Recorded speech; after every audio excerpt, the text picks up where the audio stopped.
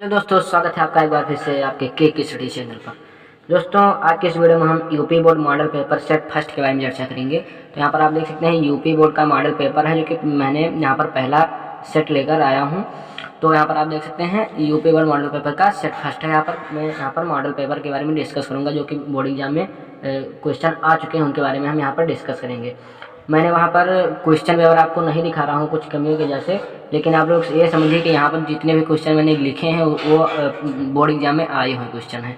तो आप लोग बने रहेगा वीडियो के अंत तक, बहुत ही इंपॉर्टेंट वीडियो होने वाली है आप लोगों के लिए, अगर आप खासतौर पर हाई स्कूल बोर्ड एग्जाम की तैयारी कर रहे हैं। तो यहाँ पर आप देख सकते हैं हमारे पास पहला क्वेश्चन है, किस दर्पण के सामने किसी वस्तु को रखने पर उसका प्रतिबिंब वास्तविक उल्टा व आकार में वस्तु से कुछ छोटा बनता है। यहाँ पर छोटा यहाँ पर मैंने लिख दिया है थोड़ा सा, लेकिन आप समझ जाइएगा कि किस दर्पण के सामने किसी वस्तु को रखने पर उसका आकार प्रतिबिंब मतलब कि उसका आकार वास्तविक उल्टा व छोटा बनता है।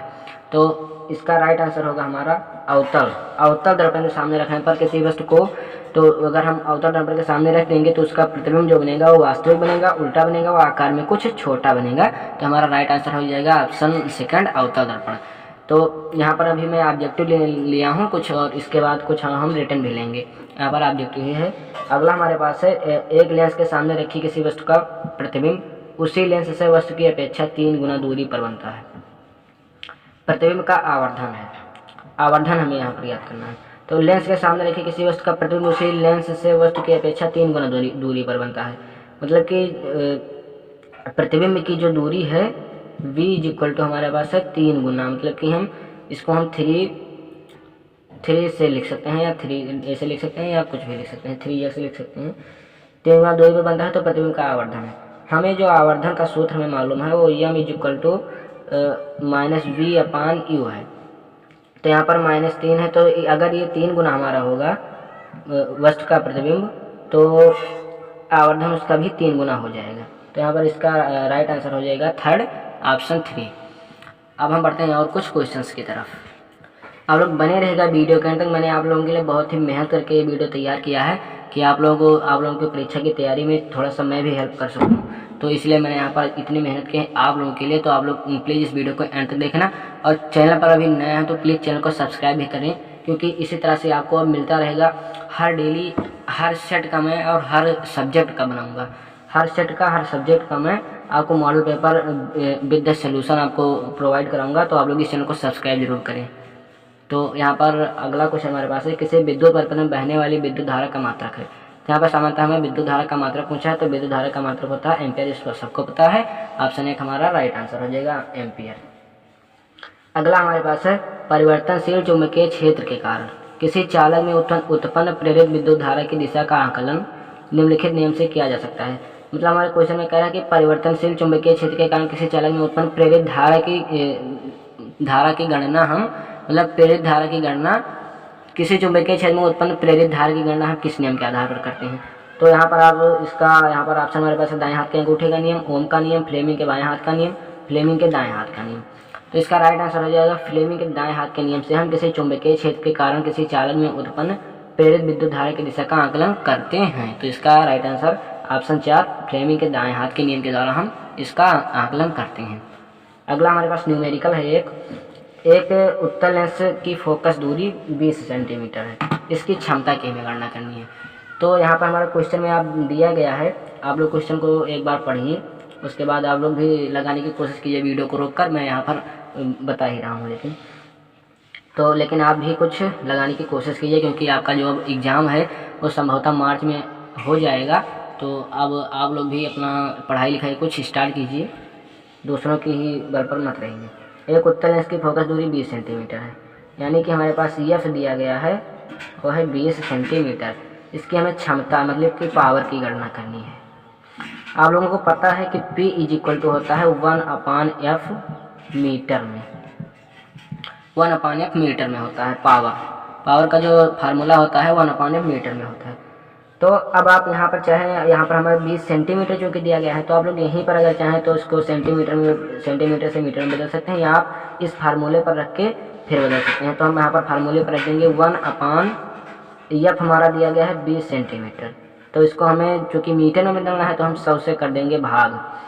तो हमारा ये हो जाएगा मीटर में, यानी कि 1/20/100 1/20/100 मीटर में आ जाएगा। इसको हम जब सॉल्व करेंगे तो हमारा 100 जो है वो ऊपर चला जाएगा और 20 हमारा नीचे रह जाएगा। इसको जब हम सॉल्व करेंगे 1/20/100 जो है, इसको हम जब सॉल्व करेंगे तो हमारा 100 ऊपर चला जाएगा और 20 नीचे बचेगा। तो यहाँ पर मैंने लिख दिया 100/20। इसको जब हम हल करेंगे तो हमारा आ जाएगा 20 कम 20 20 पंचे 100। तो यानी कि हमारा जो P = निकल कर आया वो आ गया 5 डायोप्टर। यहाँ पर डायोप्टर जो है वो क्षमता का मात्रक होता है, तो आप लोग मात्रक जो लिखेंगे, क्योंकि अक्सर जो है हम अरबरी में मतलब जल्दबाजी में हम मतलब मात्रक किसी भी चीज़ का लिखना भूल जाते हैं। और फिजिक्स में हमारा जो है मात्रक बहुत ही इंपॉर्टेंट है। किसी फिजिक्स चाहे हो चाहे केमिस्ट्री हो, दोनों में हमें मात्रक से अगर आधा नंबर आपको न्यूमेरिकल में मिलेगा तो आधा नंबर आपको मात्रक पर मिलेगा। तो आप लोग मात्रक जरूर लिखिए, यूनिट उसका जरूर लिखिए। तो हमारा लेंस का जो पावर आया, क्षमता जो आया, वो +5 डायोप्टर आ चुका है यहाँ पर। तो इस तरह से आप लोग लगा दीजिएगा अगर आपके एग्जाम में आता है। फिर अगला हमारे पास क्वेश्चन है, एक विद्युत परिपथ के किसी चालक में बहने वाली विद्युत धारा का मान 10 एम्पियर है। प्रति सेकंड बहने वाले इलेक्ट्रॉनों की संख्या की गणना कीजिए। और इलेक्ट्रॉन पर जो आवेश होता है 1.6 × 10⁻19 हमारा क्वेश्चन में दिया गया है। तो अब हम जो क्वेश्चन में दिया गया है उसको हम पहले यहाँ पर नोट कर लेंगे। हल करते समय ये आप लोग टेक्निक आजमाइएगा, जो क्वेश्चन में दिया गया है उसको आप लोग पहले नोट कर लीजिए। तो यहाँ पर दिया गया है विद्युत परिपथ में बहने वाली विद्युत धारा का मान, मतलब कि विद्युत धारा मतलब I हमारे पास दिया गया है, I = 10 एम्पियर हमारे पास दिया गया है। प्रति सेकंड बहने वाले इलेक्ट्रॉनों की संख्या की गणना कीजिए। प्रति सेकंड, यहाँ पर शब्द को ध्यान दीजिएगा, शब्द में यहाँ पर लिखा गया है प्रति सेकंड। प्रति सेकंड बहने वाली इलेक्ट्रॉनों की संख्या की गणना कीजिए। तो प्रति सेकंड मतलब प्रत्येक में 1 सेकंड, मतलब कि T = हमारे पास दिया गया है 1 सेकंड। 1 सेकंड दिया गया है, टाइम 1 सेकंड दिया गया है। हमें गणना करनी है इलेक्ट्रॉनों की संख्या की, मतलब कि या नंबर ऑफ इलेक्ट्रॉन्स की हमें। तो एक सूत्र हमारे पास होता है इलेक्ट्रॉन ज्ञात करने के लिए, आपने पढ़ा होगा Q = NE। ये जो सूत्र है इसकी सहायता से हम ये नंबर ऑफ इलेक्ट्रॉन जो है इसको हम ज्ञात कर सकते हैं। लेकिन हमारे पास अभी एक और समस्या है कि हमें यहाँ पर Q नहीं मालूम है। तो Q हम कहाँ से ज्ञात करेंगे? एक सूत्र और होता है Q = IT। तो जो Q = IT वाला ये फार्मूला होता है, इसके सहायता से हम यहाँ पर Q ज्ञात कर लेंगे, क्योंकि हमें यहाँ पर टाइम और विद्युत धारा दोनों दे रखा है। तो विद्युत धारा हमारी है 10 एम्पियर और टाइम है 1, तो इसको हम 1 मल्टीप्लाई कर देंगे तो हमारा 10 कूलाम आ जाएगा हमारा Q का मान। Q = 10 कूलाम आ जाएगा। तो अब यहाँ पर इसी फार्मूले पर हम Q = NE पर ही हम पुट कर देंगे मान को, क्योंकि इलेक्ट्रॉन पर आवेश जो हमारा होता है 1.6 × 10⁻19 पहले ही दे रखा है। यहाँ पर आप लोग देख सकते हैं, यहाँ पर ये दे रखा है क्वेश्चन में 1.6 × 10⁻19 कूलाम। तो यहाँ पर हम Q का मान यहाँ से निकला तो हम यहाँ पर 10 रख देंगे। यन हमें ज्ञात करना है, इंटू E का मान हमारे पास दिया गया है 1.6 × 10⁻19। तो हम यहाँ से जब यन फाइंड करेंगे तो यन हमारा निकल कर आएगा 10/1.6 × 10⁻19। यहाँ पर आप लोग इस तरह से देख सकते हैं। तो यहाँ से हम यन का मान निकालेंगे, तो यहाँ पर हम लिख देंगे 10 × 1.6 और 10⁻19 को हम इधर लिख देंगे। अब हमारा जो ये दशमलव है इसको हम जब हटाएंगे तो यहाँ पर हम 0 बढ़ा देंगे, तो हमारा हो जाएगा 100/16 × 10⁻19। तो यहाँ पर हम जब 100 को 16 में भाग देंगे तो 16 × 16, 16 छक्का 96, हमारा हो जाएगा 4, यहाँ पर हो जाएगा 14, 40 हो जाएगा मतलब। तो 16 दशमलव लगा देंगे यहाँ पर, तो हमारा होगा 0 बढ़ाने के बाद दशमलव, तो हमारा होगा 40। तो 16 दूना 32, 16 दूना 32, 8 बचेगा हमारा 80 हो जाएगा, और 16 पंचे 80। तो यहाँ पर हमारा 6.25 × 10⁻19। तो ये जो हमारा यन निकल कर आया, ये हमारा मान यहाँ से निकल कर चला आ गया 6.25 × 10⁻19। यहाँ पर हमारे इलेक्ट्रॉन्स हैं। प्रति सेकंड जो बहने वाले इलेक्ट्रॉन की संख्या है वो 6.25 × 10⁻19 है। तो यहाँ से हमारा निकल कर आया इस फार्मूले की सहायता से और इस फार्मूले की सहायता से, 2 फार्मूले यहाँ पर लगे हैं, तब यहाँ पर ये निकल कर आया है। और आपका ये जो क्वेश्चन है मैक्सिमम 4 नंबर का है। तो यहाँ से आप लोगों का 4 नंबर पक्का हो चुका है। तो आशा करता हूँ आपको ये क्वेश्चन समझ में आया होगा। अगर आपको नहीं समझ में आया है, कहीं पर भी कोई भी डाउट लग रहा है, तो आप कमेंट करके पूछ सकते हैं। और अगर आप वीडियो को रोक कर भी वीडियो को दोबारा रिप्ले करके भी देख सकते हैं। अब हम बढ़ते हैं और क्वेश्चंस की तरफ। अब हमारा ये खंड खा गया है जो कि केमिस्ट्री से रिलेटेड है। तो यहाँ पर हमारे पास पहला क्वेश्चन इसमें है, निम्नलिखित में से कौन सा तत्व तन अम्ल के साथ संयोग करके हाइड्रोजन गैस निकालता है। तो यहाँ पर क्वेश्चन में कह रहा है कि कौन सा तत्व तन अम्ल मतलब कि H2SO4 के साथ संयोग करके, तन अम्ल मतलब H2SO4 के साथ संयोग करके हाइड्रोजन गैस निकालता है। तो यहाँ पर जो हाइड्रोजन से अधिक क्रियाशील होगा, आशा करता हूँ हमने क्रियाशीलता पढ़ लिया होगा। अगर नहीं पढ़े हैं तो उसका लिंक आपको डिस्क्रिप्शन बॉक्स में मिल जाएगा। धातु का वीडियो मैंने बना रखा है, वहाँ से आप लोग देख लीजिएगा। तो यहाँ पर जो हाइड्रोजन से ज़्यादा क्रियाशील होगा वो हाइड्रोजन को विस्थापित करके हाइड्रोजन को वहाँ पर अलग निकाल देगा। तो यहाँ पर आपको यहाँ पर बताना है कि क्लोरीन, तांबा, जिंक और सल्फर में कौन सा ऐसा तत्व है जो कि हाइड्रोजन से ज़्यादा क्रियाशील है, क्योंकि जो हाइड्रोजन से क्रियाशील होगा वही हाइड्रोजन को विस्थापित कर सकता है यहाँ पर सल्फर से। तो यहाँ पर आप देख सकते हैं कि क्लोरीन, तांबा और सल्फर जो है ये तीनों हाइड्रोजन से कम क्रियाशील हैं, लेकिन जो हमारा जस्ता मतलब जिंक जो है हाइड्रोजन से अधिक क्रियाशील है। और हाइड्रोजन से अधिक क्रियाशील होने के कारण ये यहाँ पर हाइड्रोजन को विस्थापित कर देगा। और हाइड्रोजन को विस्थापित करने पर अपना यहाँ पर, जिसे हम यहाँ पर आपको बताए दे रहे हैं रिएक्शन भी, जब ये Zn से रिएक्शन होगा तो यहाँ पर आपको मिलेगा ZnSO4 प्लस H2 गैस जो है वो बाहर निकल जाएगी यहाँ पर। तो आप लोग देख सकते हैं इस प्रकार हमारा जो है तीसरा आंसर सही होगा। जिंक जो है वो हाइड्रोजन गैस निकालता है, कि मतलब कि जो तन सल्फ्यूरिक अम्ल है वो जिंक के साथ जब अभिक्रिया करता है तो हाइड्रोजन गैस निकलती है। अगला हमारे पास है क्वेश्चन, कौन सा तत्व द्वितीय समूह का तत्व मतलब कि आवर्त सारणी का द्वितीय समूह का कौन सा तत्व है। तो आप लोगों को एक ट्रिक मैंने बता रखा है, आपने अगर वीडियो नहीं देखा तो उसका भी लिंक आपको डिस्क्रिप्शन बॉक्स में मिल जाएगा। वहाँ से आप लोग जाकर आवर्त सारणी को याद करने का ट्रिक मैंने बताया है, वहाँ से आप जाकर याद कर सकते हैं। तो द्वितीय समूह का तत्व है यहाँ पर मैग्नीशियम। मैग्नीशियम है हमारे पास द्वितीय समूह का तत्व। तभी आप लोग यहाँ पर सिर्फ इसको याद रखिए, ट्रिक आपको उस लिंक के माध्यम से पता चल जाएगा। वहाँ पर जाकर आप वीडियो को देख लीजिएगा, वहाँ पर आपको ट्रिक भी पता चल जाएगा किस तरह से मैंने आवर्त सारणी को याद करने की ट्रिक बताई है। तो हम और बढ़ते हैं क्वेश्चन की तरफ। तो अगला क्वेश्चन हमारे पास है, संतृप्त हाइड्रोकार्बन में क्या नहीं होता है। एकल बंध नहीं होता है, चतुष्फलकीय संरचना नहीं होती है, कार्बन कार्बन के बंध यहाँ पर एकल बंध मतलब एक ही चीज़ यहाँ पर बताई गई है, ये नहीं होता है, या फिर यहाँ पर कार्बन कार्बन के मध्य डबल बॉन्ड नहीं होता है। तो आपको यहाँ पर बताना है कि संतृप्त हाइड्रोकार्बन में क्या नहीं होता है। तो यहाँ पर संतृप्त हाइड्रोकार्बन जो है, संतृप्त हाइड्रोकार्बन में कार्बन कार्बन के मध्य एकल बॉन्ड होता है। तो यहाँ पर एकल बॉन्ड होता है, चतुष्फलकीय संरचना भी होती है, कार्बन कार्बन के एकल बॉन्ड होता है, लेकिन जो हमारा चौथा ऑप्शन है कार्बन कार्बन के मध्य डबल बॉन्ड, तो ये हमारे पास संतृप्त हाइड्रोकार्बन में नहीं होता है। तो ऑप्शन चौथा हमारा राइट आंसर होगा, कार्बन कार्बन के मध्य डबल बॉन्ड जो है ये नहीं होता है। अगला हमारे पास क्वेश्चन है, धावन के प्रत्येक के दो दो उपयोग लिखिए। ये जितने भी क्वेश्चन मैं यहाँ पर डिस्कस कर रहा हूँ सब बोर्ड एग्जाम में आए हुए हैं और सब मॉडल पेपर से मैंने लिए हैं।